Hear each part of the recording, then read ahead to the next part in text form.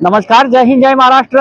अरबी मराठी संवादमध्ये सर्व आमच्या दर्शकांचं मनपूर्वक स्वागत. आज आपण संत नगरी शेगावला या ठिकाणी जातोय. खामगाव मधनं या ठिकाणी लाखो भाविकांचा या ठिकाणी जनसमुदाय या ठिकाणी श्रींच्या पालखी दरम्यान या ठिकाणी जातोय. आपल्या सोबत वरिष्ठ या ठिकाणी सिनियर या ठिकाणी अधिकारी आहेत. सर, या ठिकाणी आज या ठिकाणी भाविक भक्त जात आहेत, कशा पद्धतीचा बंदोबस्त आहे? बंदोबस्त योग्य पद्धतीने लावण्यात आलेला आहे. जवळपास आपल्या बुलढाणा पोलीस आवश्यक प्रमाणात जो बंदोबस्त लागलेला आहे तेवढा स्टाफ बोलवून सगळा बंदोबस्ट लावण्यात आलेला आहे. अच्छा, बरं, या ठिकाणचा जो वातावरण या ठिकाणी कसं आहे? कारण की आपण किती वाजेपासून या ठिकाणी आहात? आम्ही जवळपास 4 वाजतापासून येत आहे पॉईंटवर. सकाळपासून भक्तांची वर्दळ सुरू आहे.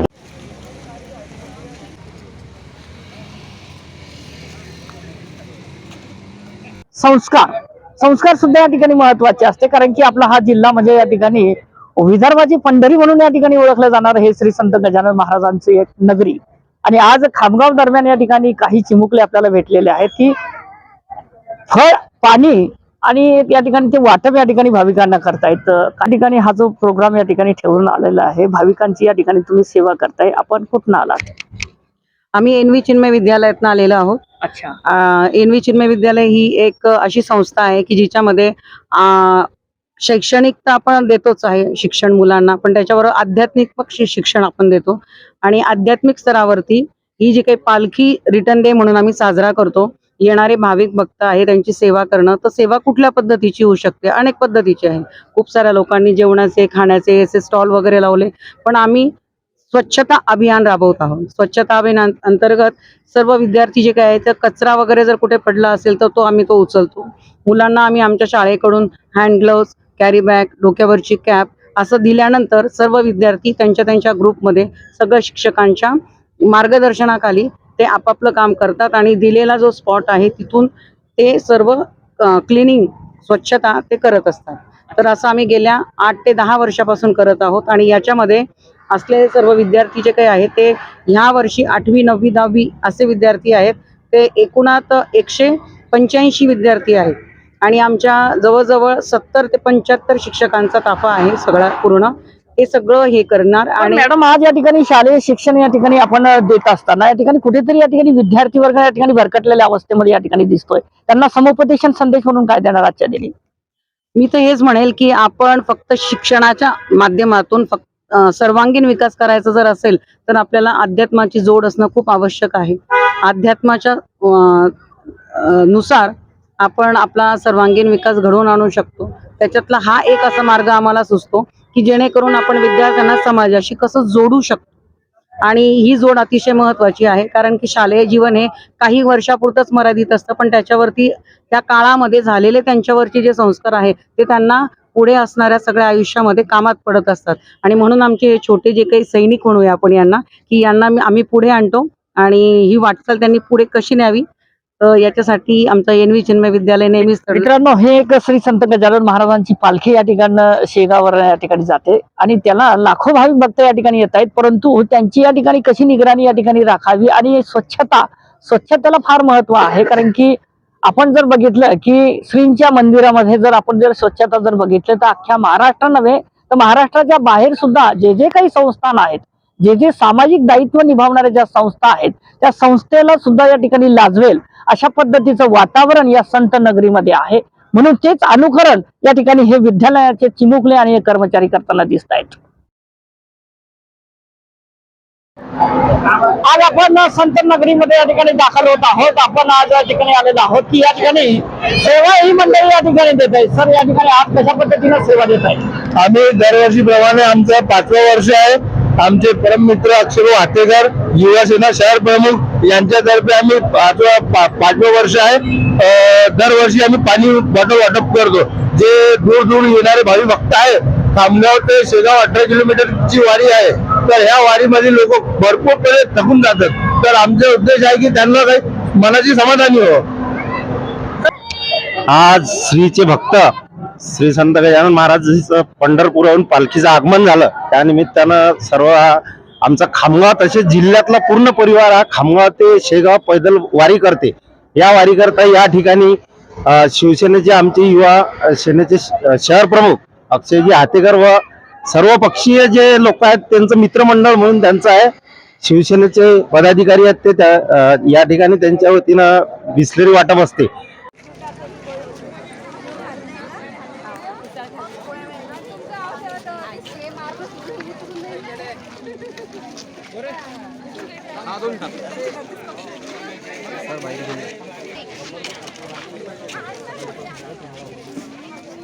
आपण सहभागी झाले कसं वाटतं? एकदम छान वाटतंय. अगदी आनंदाचं वातावरण आहे आणि खूप सारा असा भक्तीचा हा सागर उथांगलेला आहे.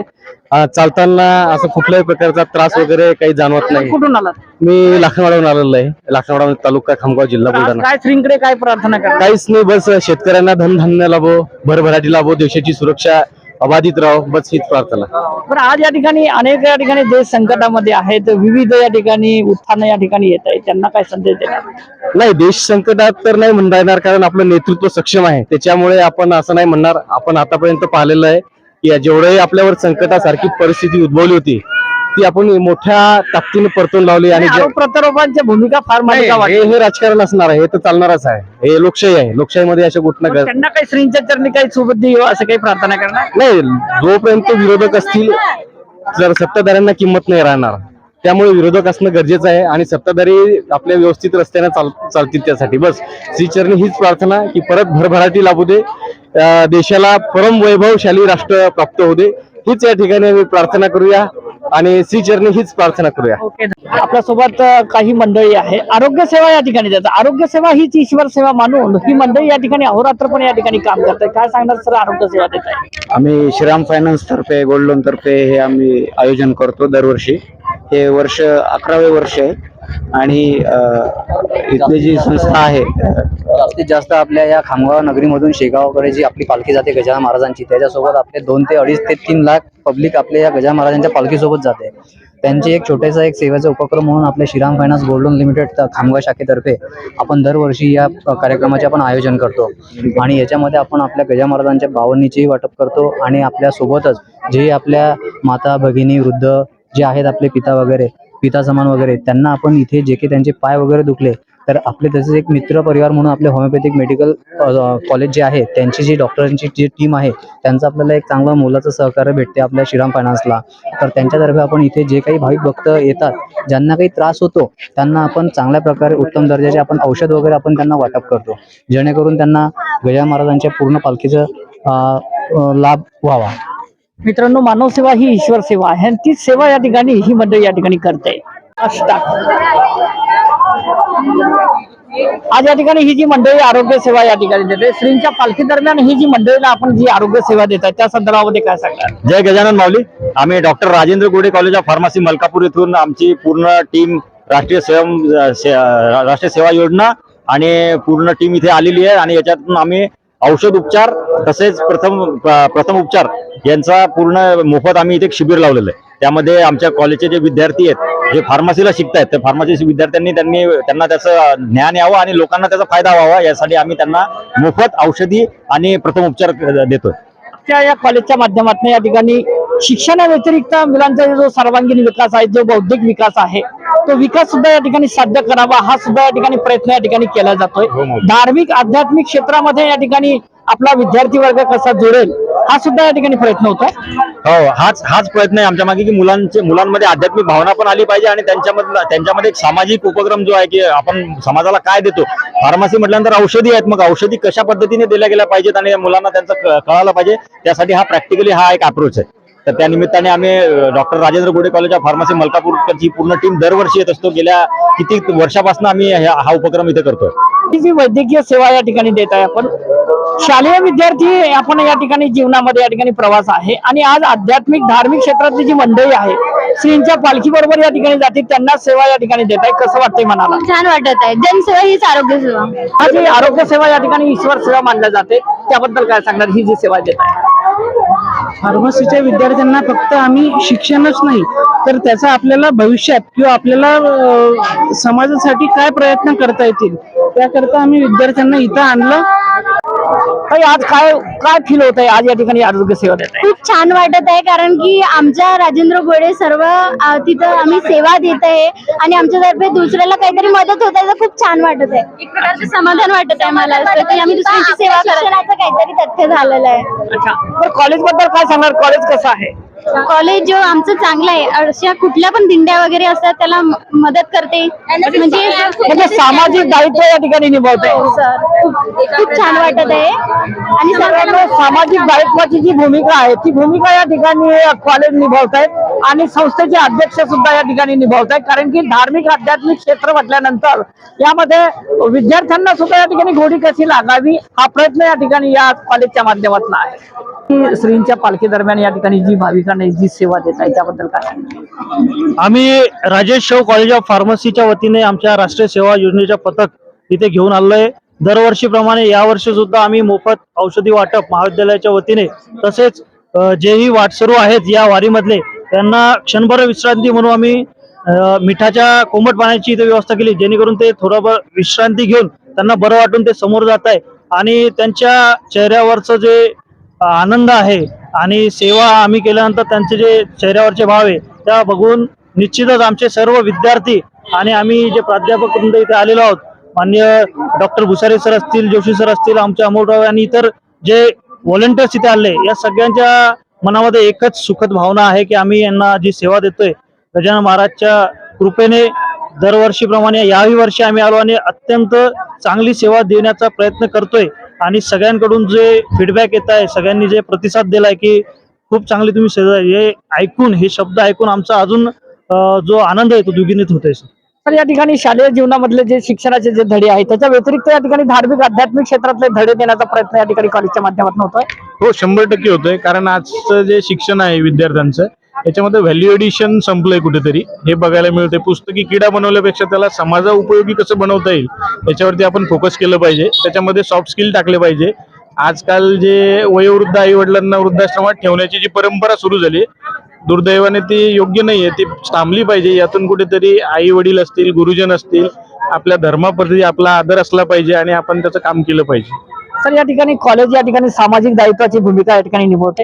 नक्कीच सर, कारण की हे जे आपले वारकरी जे इकडे येत आहे ते यांच्या सुद्धा सेवेची एक संधी महाविद्यालयाला मिळावी आणि जेणेकरून आमच्या विद्यार्थ्यांमध्ये पण एक धार्मिक भावना निर्माण व्हावी हा याचा उद्देश आहे. आणि फीडबॅक जसं सरांनी सांगितलं की अतिशय चांगला येतोय की बाबा लोकांचे पाय दुखतायत तर थांबतायत, त्यांना रिलीफ भेटतंय. तर या माध्यमाने आम्हाला त्यांची ब्लेसिंग मिळत आहे. महाराजांची कृपा पूर्ण प्रशासनावरती आहे, बस याच्यातच आमचं समाधान आहे. महाराज, आज या ठिकाणी ही जी श्रींची पालखी या ठिकाणी जाते, संत नगरीमध्ये आपण या ठिकाणी पायी दिंडीमध्ये सहभागी झालेलं आहे, कसं वाटतंय? फार आनंद. पंढरीच्या सुखांत पार नाही लेखा. खूप आनंद. अच्छा, आपण कुठून आलात?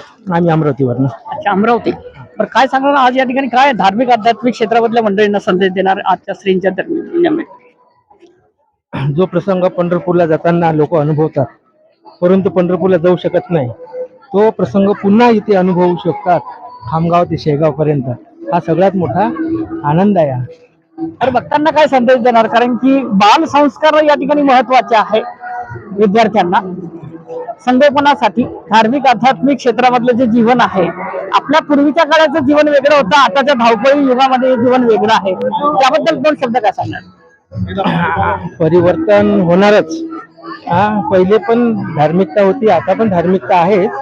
कोरोना सारखा काळ आला की लोक धार्मिकतेला भरपूर लागतात. आता या 5 वर्षात एवढं यंग जनरेशन देवाजवळ चाललेलं म्हणून आता ते काही परिवर्तन करण्याची गरज नाही, देव बरोबर करतो. साहेब, आज या ठिकाणी आपण सहभागी झालेले, कसं वाटतंय? हा, गेल्या मी लगभग 5 वर्षापासून या वारी करतोय. अखंडपणे गजानन महाराजांची सेवा करत असताना खूप आनंद होतो. भक्तमय वातावरणामध्ये चालताना खूप आनंद होतो. आणि येत्या 25 किलोमीटर चालूनही काही असं वाटत नाही की बाबा आपण थकलो किंवा काही झालं.